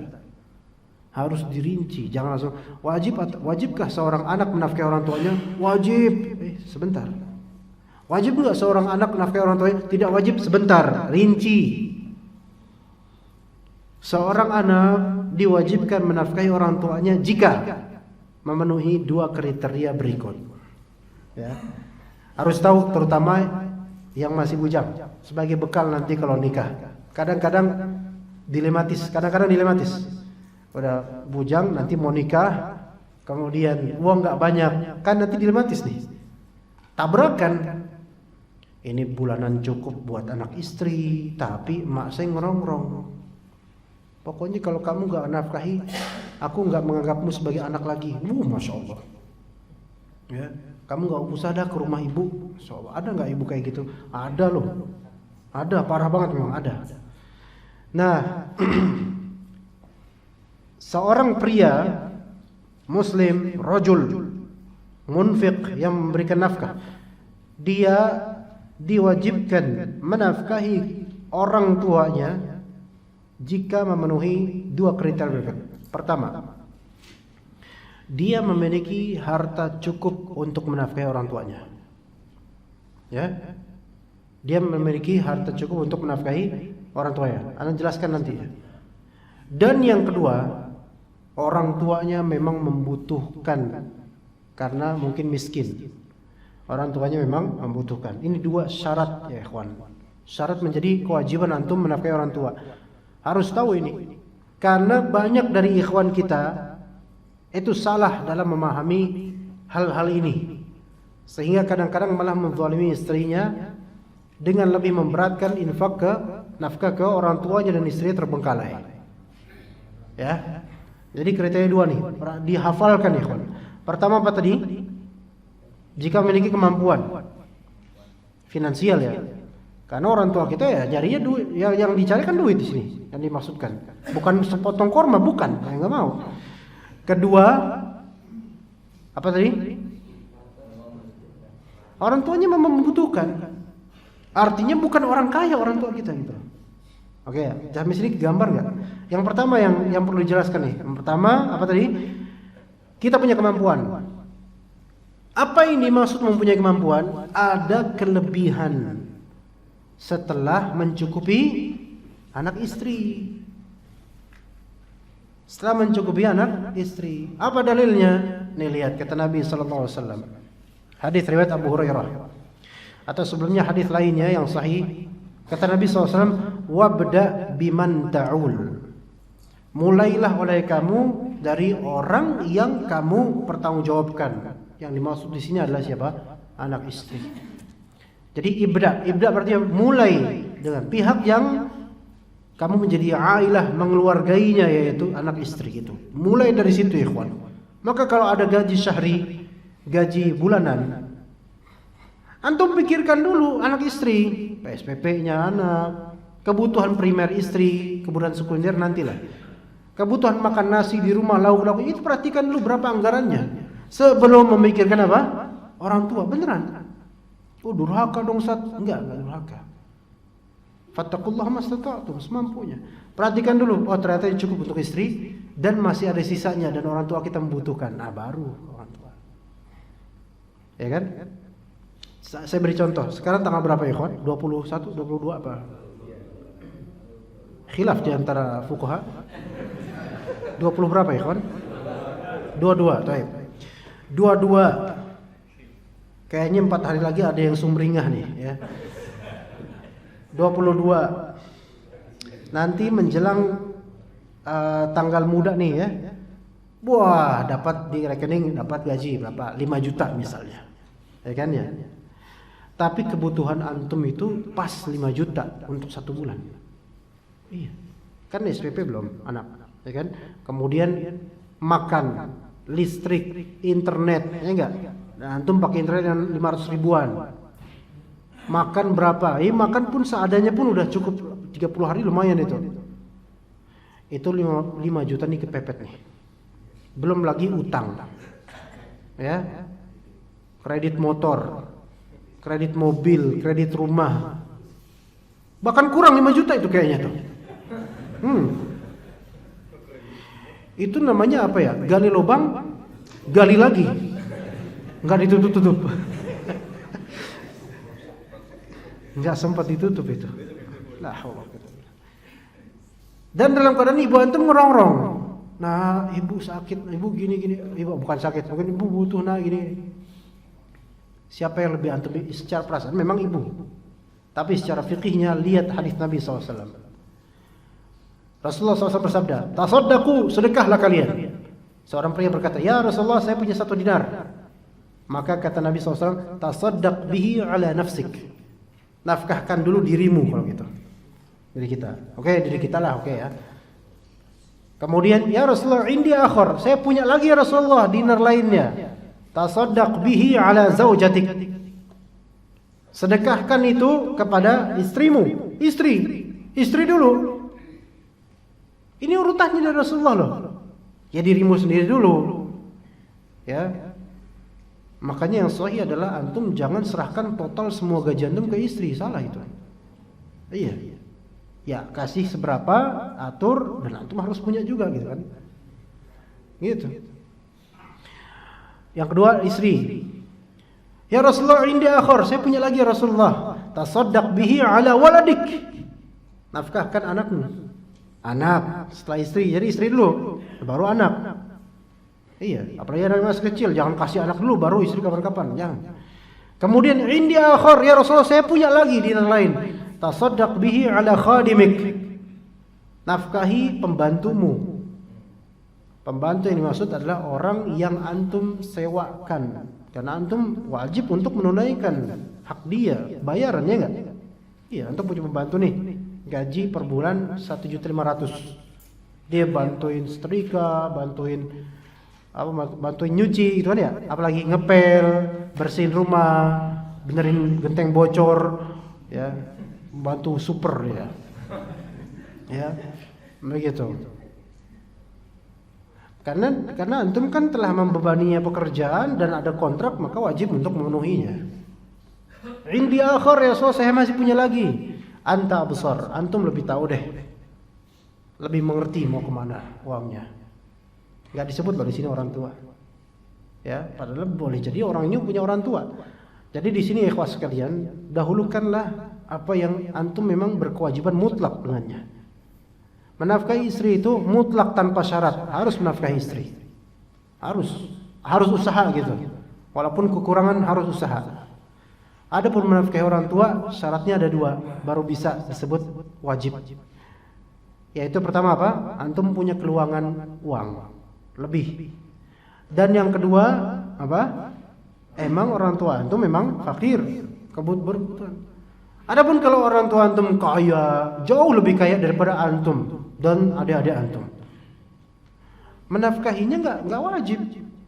Bahkan kadang orang tua juga udahlah ngapain sih nak ngasih, kayak duit kamu banyak aja digituin semua orang tuanya. Udah cukup ibu mah, udah banyak, ibu nggak nyari duit kamu, ibu nyari cucu, cepetan punya anak, gitu kan, digituin kan? Iya seperti itu. Ya. Bagaimana kalau nggak bisa, perasaan kita tuh pengen juga nafkah orang tua, walaupun ini cukup-cukupan pas-pasan untuk istri. Ya fadl antum kalau mau berhutang demi orang tua antum fadl. Tapi tetap istri ini nggak boleh dilalaikan, gitu. Ya di sini hati-hati ya, karena beberapa rekan kita, hatta yang sudah ngaji itu banyak yang mereka menzalimi istrinya dengan ini, nggak mau mencari nafkah. Juga kata Imam Nawawi rahimahullah, yang kalau anak sebutkan panjang tapi anak ringkas, idza ijtama'a 'ala asy-syakhsil wahidi muhtajuna mimman talzamuna faqatuhum. Kalau misalnya berkumpul pada seseorang pria nih beberapa orang yang membutuhkan dan harus dinafkahi, nazar, dia harus lihat. In waffa maluhu aw kasabuhu min nafaqatihim fa 'alaihi nafaqatul jami' qaribihim wa ba'idihim. Dia lihat kalau misalnya dia punya uang untuk semuanya, maka wajib bagi dia menafkahi semua pihak tersebut. Dia punya 10 juta per bulan. Untuk istri, anak cukup 5 juta. Untuk orang tua bisa. Nah, dia wajib untuk menafkahi orang tua yang fakir itu. Wajib. Wa illam yafdul an kifayati nafsihi illa nafqatu wahid.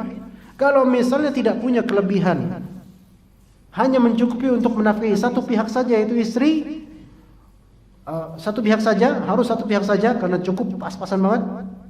Qaddama nafaqataz zaujati ala nafaqatil aqarib. Maka dia harus mendahulukan menafkahi istri sebelum menafkahi kerabat. Kerabat termasuk apa? Ayah, ibu, paman, bibi, adik, kakak. Itu kerabat. Kalau zaujah dan anak itu ailah namanya. Ya gitu. Begitu ya. Wallahu taala a'lam. Ya seperti itu mungkin yang bisa kita sampaikan. Wassallallahu ala nabiyina Muhammad wa ala alihi washabihi ajmain. Ada pertanyaan enggak? Ya. Syukran. Bismillah. Ustaz, apakah musibah datang karena azab dosa si orang yang terkena musibah? Umumnya musibah yang datang ada hikmahnya. Dan biasanya, dan memang karena apa? Karena dosa. Kata Allah Subhanahu wa taala, "Zaharul fasadu fil barri wal bahri bima kasabat aydin nasi liyudhiqahum ba'dal ladzi 'amilu la'allahum yarji'un." Telah tampak kerusakan di darat dan di lautan dengan sebab ulah tangan manusia, agar Allah Ta'ala membuat orang-orang ini merasakan efek dari ulah tangan mereka, agar mereka segera rujuk dan bertaubat kepada Allah. Jadi kesulitan musibah yang kita hadapi itu umumnya memang karena dosa kita.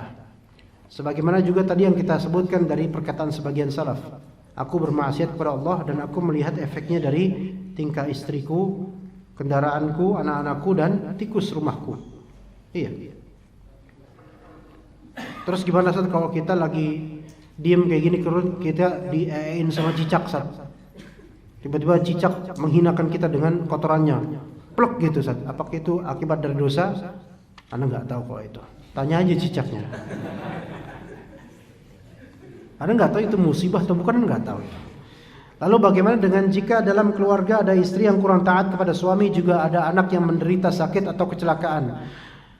Lalu bagaimana melihat itu? Karena saat kita bertaubat dan Allah mengampuni dosa kita, tapi bagaimana akibat dari dosa si istri yang tidak taat tadi? Itu urusan dia nanti, ada urusannya. Nah, kalau kita taubat, ya kita melihat ini karena dosa saya, ini dulunya mungkin nggak taat sama orang tua, sekarang punya istri kayak gini gitu. Tapi harus dicari hikmahnya dan bersabar. Kecuali kalau istrinya udah terlalu kurang ajar, ya terlalu kurang ajar, maka antum ceraikan, tafadhol. Tapi kalau misalnya istri ini memang kurang taat saja, antum bisa bersabar, sabarkan. Ibnu Qudamah rahimahullah udah punya segalanya, ketampanan punya, keilmuan punya, popularitas punya, kursi majlis punya, apapun punya beliau rahimahullah, Ibnu Qudamah al-Maqdisi. Ya. Tapi cuma satu aja yang kurang. Istri bawel. Istri, wah kalimatnya itu masya Allah menyayat hati. Ya, sampai ulama lain kemudian bilang, "Syekh, antum nggak ganti istri atau cari lagi gitu? Kok istri antum kayak gini banget gitu?" Kata Ibnu Qudamah apa? Nggak masalah justru. Ya, aku sudah punya segalanya. Aku sudah punya segala kenikmatan yang Allah berikan. Tinggal satu itu aja. Malah itu justru aku bersyukur punya istri kayak gitu. Iya. Justru itulah istri yang mengingatkan apa? Mengingatkan akan azab neraka jadinya. Justru membuat peringatan terhadap diriku bahwa saya dunia ini seperti ini. Saya enak-enaknya tetap aja ada yang kurang. Iya. Antum udah punya apa aja, ikhwan? Ke majelis naik mobil yang mewah misalnya. Ya, kayaknya enggak sih, ya enggak ya. Kayaknya sih enggak. Ya. Nah, paling motor gitu ya. Nah, itu juga pas tanjakan juga inian gigi juga susah. Ya, toib. Wala kelihatan mungkin hidup antum enak banget lah. Kamarnya ber-AC, ya. Bantalnya empuknya masya Allah. Dan punya seluruhnya. Ada aja kekurangan dalam hidup antum. Apa ada lah, pokoknya ada. Itulah dunia, ikhwan. Istri nggak enak, nggak taat. Antum cari istri lagi, belum tentu lebih baik daripada istri sebelumnya. Begitu kan? Ya, jadi seperti itulah dunia, ya. Ya emang bisa aja karena dosa, tapi bersabar. Saya sering menemukan uang di jalan 1.000, 2.000, bahkan 50.000. Ya, masya Allah. Ini masya Allah banyak ini. Harus ada yang dinasakh ini, harus ada yang dihapus. Saya sering menemukan uang di jalan 1.000, 2.000, bahkan 50.000. Selama ini saya simpan, tapi sering tidak sampai 1 tahun dan pas sangat butuh saya pakai. Saya tidak pernah mengumumkannya juga. Kalau 1.000, 2.000 fadhol ambil. Selama itu luqatoh yang memang dia barang yang secara uruf dianggap nggak begitu berharga. Apa barometer berharga atau tidaknya barang temuan? Barometernya adalah apakah ketika kita menyiarkannya semua orang itu menginginkannya atau enggak, itu diantara definisinya. 1.000 kita siarkan misalnya di masjid, bukan di masjid, di halaman masjid. Pak, saya menemukan 1.000 nih. Ya, orang bilang, 1.000 doang. Gua juga punya 2 juta malah gua punya. Kalau 50.000 kira-kira uruf kita gimana ya, kawan? Relatif ya, tergantung di daerah mana ya. Kalau di perumahan mewah tuh, ada pinggir jalan, di pohon tertempel uang 50.000. Ya. Ambillah. Tek ambil. Taunya ada tali, taunya ada video, taunya di prank. Anak zaman sekarang ini. Udah gitu pranknya live lagi, malu banget itu. Gak bisa diedit, gak bisa di blur lagi mukanya. 50.000 relatif, ya relatif, ya tergantung daerahnya. Kalau di daerah elit 50.000 itu kecil, sehingga kemungkinan antum ambil tafadhol untuk pribadi. Ya. Tapi yang lebih ihtiyat 50.000 itu termasuk besar, apalagi masa-masa seperti ini. Artinya semua orang mau. Siapa yang mau 50.000? Semua. Oh, uang gua tuh, warna biru kan, uang gua tuh, gitu. Semuanya juga gitu ya. Iya, 50.000 termasuk besar. Lalu bagaimana kalau ternyata sampai 1 tahun? Tapi ada sebagian definisi ulama juga mengatakan barometernya adalah kalau diumumkan ada posibilitas orang bakal mengambilnya. Ini juga termasuk definisi luqatah atau temuan yang berhak disiarkan selama 1 tahun. Tapi anda pikir nih 50.000, kalau antum ternyata udah ngambil dan kemudian antum pakai karena darurat 50.000, pada waktu masa lapang anda sarankan antum infakkan atas niatan untuk orang yang memiliki pada asalnya, gitu aja. Tapi besok-besok ini dia bilang saya sering menemukan uang di jalan. Jarang loh orang sering menemukan di jalan. Anda curiga nih, ya? Jarang loh nemuin uang di jalan. Dia di jalan mana sih, gitu kan? Iya. Anda curiga. Apa yang dimaksud jalan ini? Ya, jangan-jangan jalanan di dalam rumah orang lagi. Assalamualaikum, waalaikumsalam warahmatullahi wabarakatuh. Semoga Allah Ta'ala senantiasa menjaga Ustadz dan jemaah Al-Ikhlas. Allahumma amin. Barakallahu fiik, jazakallahu khairan atas doanya. Afwan Ustadz, di luar tema, mohon jelaskan sebutan habaib apakah asalnya dari Rasulullah? Tidak ada asalnya dari Rasulullah, tidak. Tapi dia hanya uruf, sebutan secara uruf aja. Sebagaimana di Mesir disebut syarif atau syarifah. Ya, di sini biasa disebut habib atau ya habib. Kalau perempuan habibah itu enggak tahu. Ya.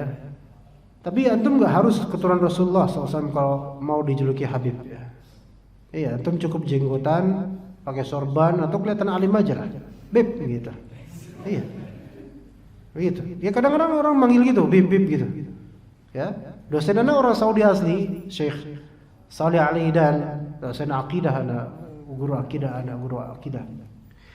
Itu unik gitu kata beliau. Masa di Indonesia disebut habib gitu katanya. Dulu dipanggil bib karena beliau juga menjadi korban. Di Indonesia beliau kan ya orang Saudi gitu kan, pakai sorban yang merah gitu kan, jalan gitu. Bib gitu. Beliau kira anak kira itu suara motor atau suara bip gitu. Gitu kata Syekh anak kayak gitu. Itu seperti suara kayak klakson gitu. Bip manggilnya bip. Ya di sana enggak dikenal gitu, enggak. Ya itu uruf saja. Fadhol kalau antum mau manggil beliau yang mungkin katanya keturunan keluarga Rasulullah SAW sebagai habib, tafadhol antum bilang gitu aja. Ini menjadi sebutan uruf. Enggak ada masalah insyaallah. Masalahnya benar atau enggak orang ini keturunan Rasulullah SAW. Nah itu, apa keturunan keluarga Rasulullah benar atau enggak gitu masalahnya. Ataupun sebutan biasa aja. Kayak misalnya ustadz itu sebutan artinya profesor. Antum menyebut anak profesor. Anak LC doang. Itu pun ijazah enggak anak ambil. Gimana antum menyebut anak profesor? Tapi ini sudah menjadi uruf, panggilan untuk guru agama ustadz. Atau panggilan untuk orang yang terkesan alim ustadz. Iya gak? Gitu. Ada orang lagi ngejajal pakaian busana muslim di toko, langsung dipanggil ustadz dia. Padahal cuma ngejajal doang. Iya. Ada orang iseng-iseng pakai firdaus, besok tumbuh jenggotnya, jadi ustadz, langsung dipanggil ustadz. Ini cuma huruf doang, jadi nggak masalah insyaallah. Bagaimana menyikapi fitnah tersebut akhir-akhir ini terhadap umat Islam? Yang afdol kalau antum nggak punya ilmu, diam aja, udah biarin. Ya biarin aja. Kadang-kadang membiarkan orang bertengkar itu lebih baik dibandingkan kita ikut bertengkar. Iya, biarin aja bertengkar. Ntar capek sendiri, ya insyaallah selesai gitu. Nggak usah berpihak ke ini, berpihak ke nggak ada yang benar itu. Kalau sedekah langsung dibalas di dunia, apakah ada balasan juga di akhirat? Iya. Kalau ikhlas. Ya, kata Allah Subhanahu wa taala di surat As-Sajdah. Ya. Apa di surat As-Sajdah? Kata Allah Subhanahu wa taala, "Fala ta'lamu nafsum ma ukhfiya lahum min qurrati a'yunin jazaa'an bima kanu ya'malun." Jiwa itu tidak tahu apa yang Allah simpan untuknya dari qurratu a'yun. Min qurrati a'yun, dari hal yang membuat matanya itu senang, yaitu pahala di akhirat digaibkan bagi kita semua sebagai balasan untuk apa yang telah kita perbuat. Di antaranya sedekah untuk orang beriman, iya. Adapun orang kafir enggak ada. Assalamualaikum, waalaikumsalam warahmatullahi wabarakatuh. Semoga dalam keadaan sehat selalu dan Allah terima semua amal ibadah Ustaz. Amin. Dan juga antum semua para jemaah.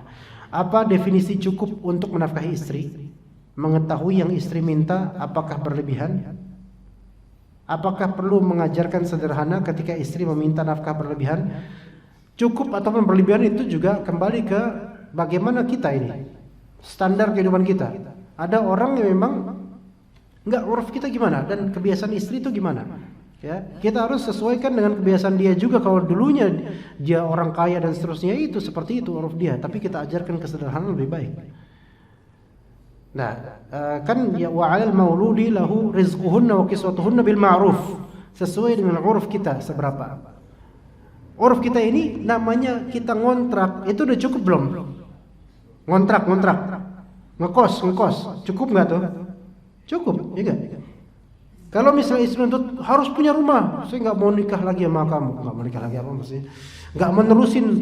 Enggak menerusin bahtera ini kalau kita enggak punya rumah. Enggak boleh diturutin. Kayak gini, ini berlebihan. Karena enggak diwajibkan suami untuk membeli rumah buat istrinya atau buat keluarga. Dia ngontrak pun alhamdulillah. Enggak masalah. Kayak gitu. Ya seperti itu aja, jangan kelamaan. Banyak soalnya yang antri ini. Orang yang menerima sedekah tidak berkata sepatah kata pun atau tidak berterima kasih. Waduh. Sama kayak tadi antum mana kasih parfum enggak ngomong apa-apa.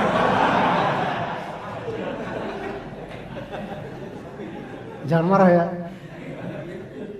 Anda enggak bermaksud mempermalukan antum loh. Sabar. Antum nanti jadi ustadz kok insyaallah. Apakah perlu mengalihkan sedekah berikutnya ke orang lain? Itu hak antum, silakan. Kalau antum kecewa dengan dia, tapi harus introspeksi diri. Kata Allah Subhanahu wa taala, "Innama nut'imukum liwajhillahi la nuridu minkum jazaa'an wala syukura." Kami memberi makan kepada kalian menginginkan wajah Allah taala. Kami tidak menginginkan dari kalian jaza, yaitu apa jaza? Timbal balik, wala syukura atau ucapan terima kasih. Tapi secara uruf kita tanpa ucapan terima kasih atas misal itu memang mengganjal di hati orang. Makanya Islam mensyariatkan siapa yang berbuat ihsan pada antum fakafihu, maka balaslah dengan ganjaran. Enggak bisa, minimal katakan jazakallahu khairan. Gitu dalam Islam. Minimal itulah, walaupun enggak bisa ngapa-ngapain jazakallahu khairan gitu. Kalau diam aja, ini ada uang 5 juta buat antum. Oh. Pergi. Kira-kira gimana antum? Nyesel enggak? Ada sih memang nyesel, tapi sembuhi ke hati antum. Boleh enggak mengalihkan nanti sedekah ke yang lainnya? Itu hak antum, terserah. Hanya kalau dia ini adalah istri atau orang tua, maka ya udah antum terus aja nafkahi walaupun orang tuanya diam. Ya. Atau mengucapkan kalimat yang nyelekit. Bu, nih Bu, bulan ini Bu ya 1 juta kasih ke ibu antum. Gitu dong jadi anak yang pelit-pelit amat. Baru sekarang lu kayak gini. Dari kemarin-kemarin kayak gitu. Apakah kemudian kita mengalihkan nyari orang tua lain? Nggak bisa. Assalamualaikum warahmatullahi wabarakatuh. Saya di rumah jualan jajanan anak-anak dan minuman segar. Saya pengen sedekah dengan menggratiskan minuman, tapi di saat itu juga saya lagi butuh uang buat makan. Antum gratisin tapi tetap minta bayaran. Jangan gitu ya kawan. Kalau antum butuh, ya lihat. Kalau gratisin, ya rugi juga dan nggak dapat makanan juga. Ya jangan. Pertimbangkan seperti ini. Tapi kalau antum yakin sama Allah, kalau anda sedekah bakal ada kembalinya dari Allah, tafadhol silakan. Tapi harus juga rasional, gitu loh. Harus rasional juga. Ya, kasihan istri nanti. Mohon sarannya adalah antum sedekah tapi jangan dengan dagangan itu. Dengan yang lainnya, buku atau hal-hal lain yang bukan dagangan antum. Jangan tetap cari laba di situ. Cari untung di situ. Tapi untuk hal lain antum sedekah. Ada orang yang terlihat sangat pelit. Ada orang yang terlihat pelit, tidak sedekah. Jarang sekali sedekah. Tapi ternyata orang tersebut tidak bersedekah karena ia kumpulkan uang walaupun sedikit untuk orang tua. Bagaimana kedudukan orang tersebut di sisi agama? Bagus insyaallah. Ya, bagus insyaallah. Kalau dia mengumpulkan uang untuk orang tua, untuk pergi umroh misalnya, ngumrohin orang tua, bagus. Terserah dia mau bagaimana ya. Assalamualaikum warahmatullahi wabarakatuh. Saya mau tanya apa hukumnya profesi wedding fotografi? Apakah hasil yang didapatkan berkah atau tidak? Wah, ada belum tahu, nggak tahu Pak ini. Wedding berarti pengantin di foto gitu ya? Prewed. Namanya kok gitu banget prewed ya? Prawedding, bukan pas weddingnya. Ana nggak tahu Pak. Nggak tahu, anak jarang foto-fotoin orang lagi nikah. Iya karena nggak sempat kan, makanannya banyak, nggak sempat foto. Apa benar seorang laki-laki harus menafkahkan 4 wanita, 1 ibu, 2 istri, 3 anak perempuan, 4 saudara istri perempuan? Seperti tadi, yang harus mutlak adalah istri dan anak-anak perempuan, ya anak perempuan harus mutlak. Tapi kalau gini, kalau bedanya istri dengan anak gini ya kawan. Istri sampai antum bangkotan tetap wajib nafkahi dia. Selama antum mampu. Anak dilihat kalau anak itu kaya, enggak wajib. Paham enggak bedanya? Ini anaknya udah mahasiswa, anak kita nih, dan dia udah punya usaha. Usahanya berkembang online. Dan udah dia enggak perlu lagi dinafkahi, udah enggak perlu uang kita lagi, maka kita enggak wajib. Istri sekaya apapun wajib kita. Itu bedanya istri dengan anak gitu loh. Ya, paham ya sini ya insyaallah. Bedanya situ. Jadi anak ini kalau sudah kaya itu hukumnya seperti orang tua kita yang kaya. Enggak wajib kita nafkahi.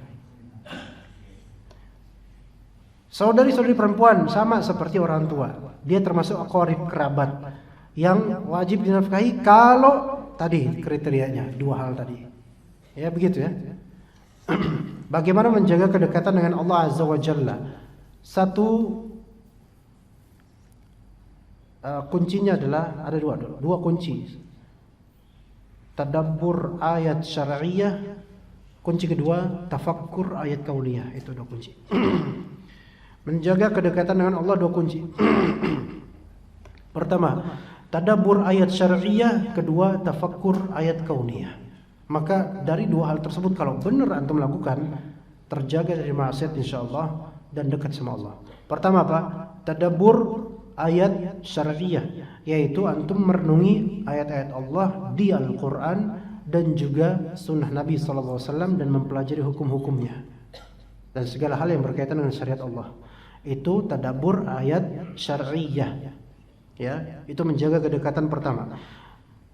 Hal kedua yaitu tafakkur ayat kauniyah, yaitu merenungi segala yang ada di semesta ini dengan global maupun rinci, ya, dan apa yang terjadi.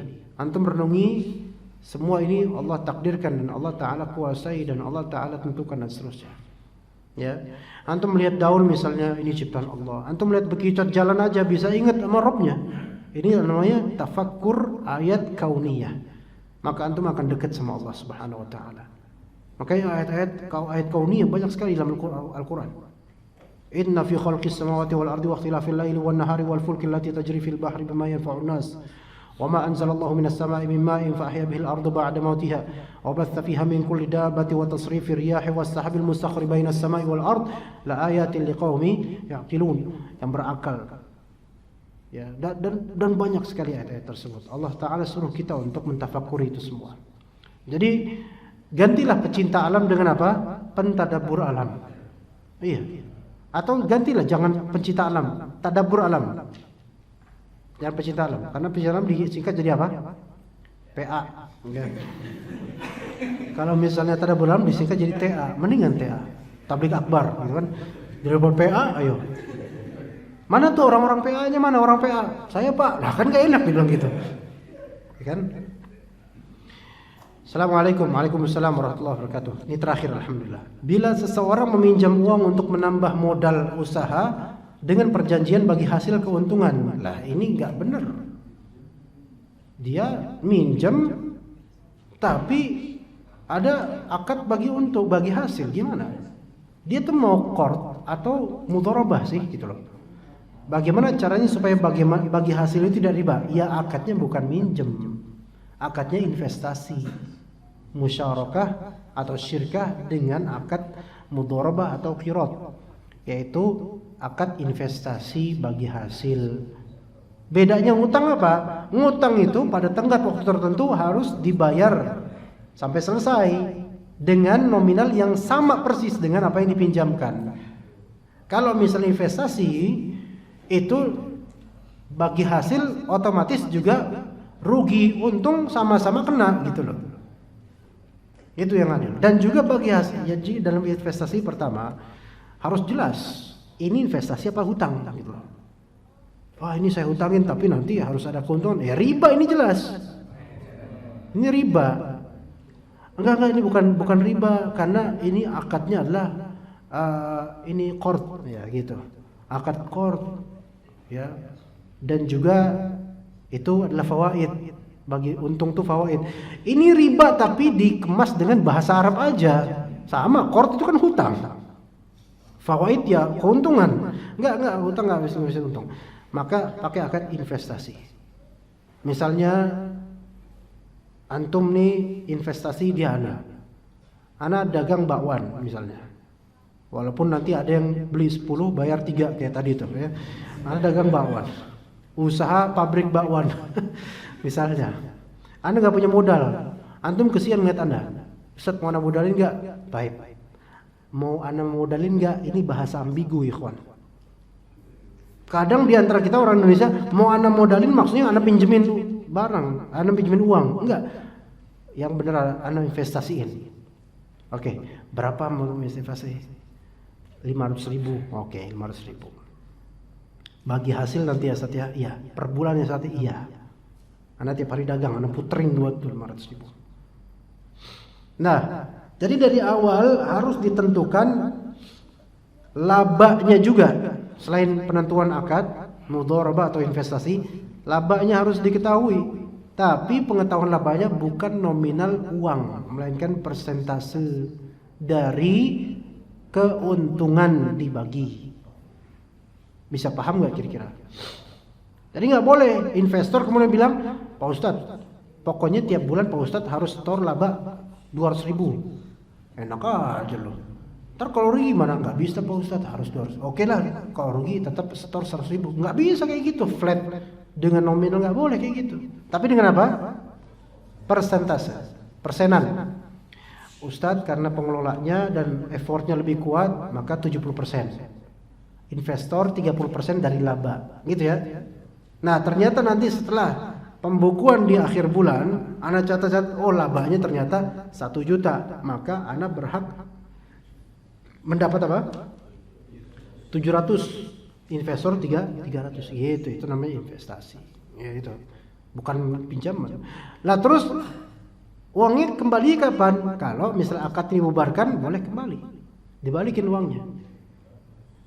Misalnya, aduh Ana capek nih, nggak bisa dagang, udah saya sibuk ngajar. Ya, udahlah. Kita putus sampai sini aja. Ya, kita putus kayak apa aja kita putus sampai sini. Udah kita putus, lu gua end gitu. Ya putus sih putus akad, tetapi wajib untuk menyerahkan kembali nominal 500 atau yang berbentuk apa namanya aset dikembalikan atau dijual kemudian dikembalikan. Kembalikan nih. Karena itu barang bukan punya dia. Gitu. Dikembalikan sesuai dengan nominal modalnya dia berapa. Gitu ya. Seperti itu ikhwan. Jadi kalau memang meminjamkan enggak boleh ada pertambahan keuntungan. Wallahu taala alam. Jazakumullah khairal jaza wa sallallahu ala nabiyina Muhammad wa ala alihi washabihi ajmain. Sejujurnya Anda tadi bercita-cita jam 5:30 selesai kajian. Ternyata enggak bisa. Masya Allah, di sini doang Anda kayak gini. Kalau di majelis lain habis subuh itu bapak-bapak udah batuk semua itu. Udah apa yang suruk itu? Batuk itu bapak-bapak tuh. Iya. Di sini Masya Allah sampai sekarang tahan nih. Mungkin kalau kita terus sampai jam 9 tahan ya. Insya Allah ya. Anda pulang sekarang atau di sini. Sallallahu alaihi wa alihi wasallam ajma'in. Subhanakallahumma bihamdika asyhadu an la ilaha illa anta astaghfiruka wa atubu ilaik. Wassalamu alaikum warahmatullahi wabarakatuh.